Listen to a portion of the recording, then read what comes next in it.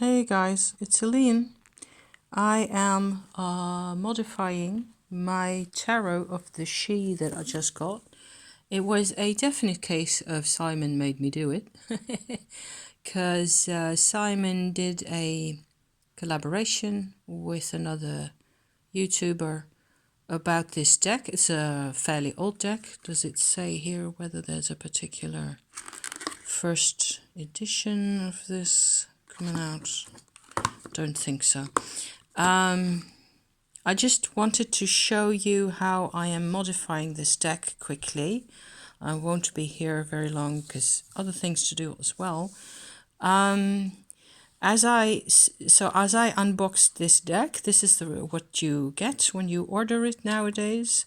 I don't know if there have been different editions with less borders, or I seem to recall Simon saying there's the new edition that they're making, or maybe I'm just making this up, I don't remember now, that there is a borderless edition coming out, or that's what that people were asking for. It's possible.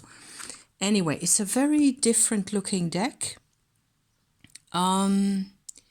The naming of the suits is a bit different from what we're used to, and it's somehow, I find this really appealing at the moment. I don't like the black borders at all myself. I do like that there's this purple line going around the image, like there, you can see that. So I'm keeping that. What I'm doing, what the result looks like for me is this. So I have heavily rounded off the corners there, and it is slightly irregular, of course, because it's handwork, so it'll just have to do. I'm sort of in the middle of getting this job done here. I really enjoy the images. This is very different from anything else that I've been using. It looks very intuitive, and it sort of pulls me out of myself in a way which I kind of like. So it looks like a deck that I will be wanting to use. Also, I actually bought it for my husband, who enjoys this kind of approach, you know, a bit more I don't know, the only word I can think of is intuitive. A bit more emotional and expressive, and less dogmatic, something like that. Anyway, I like how this is going so far, so I thought I'd show you how I'm going about this. I made this template, and the template isn't really perfectly regular either, as you may be able to tell, but it'll just have to do.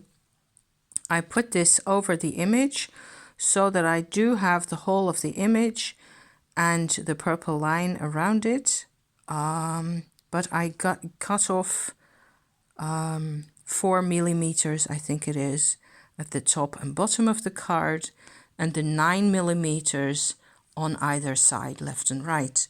So that is the result then. What I end up doing is just, let me see if I can show you how this works. With my pencil, I basically mark the edge here. All I have to do is mark with my pencil the edge on the card of the template, so on both sides, both top and bottom. And then afterwards I cut that out, and then that is the result. And these are the backs in the cropped form, and I think they are fine, really. Okay, you lose some of the actual spiral shape, but I don't think that's a problem. Also, I will have to think about an edging job afterwards, what I will end up doing. This isn't the most fancy kind of cardstock that you would that you could imagine. See, this is what it looks like. There you go. With the pencil marking pressing into the cardboard, really. So that is really easy to follow with your scissors, and that's what I end up doing. And so they will, once I'm all done, I'm finished, you know, I'm going to first do all the pencil markings and then do all the cuttings. And then I will use some polishing paper to take off some of the sharpness of the cuts, you know, around, even though it's not really that sharp. It tends to, you know, just form little bits of, it becomes a sharper edge, right, with your scissors.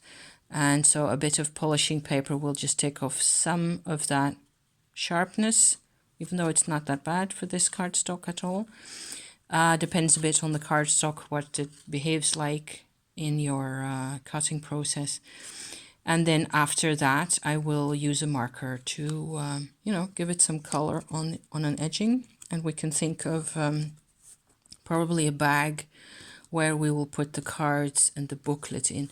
I bought it also because people were recommending, Simon and his friend were recommending the booklet because it's quite poetic. It has lots of keywords, lots of phrases, and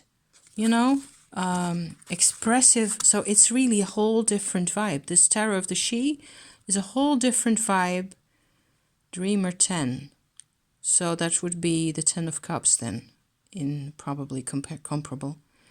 So all must bleed and melt away before the dawning of the day. The tree must fall in land forlorn.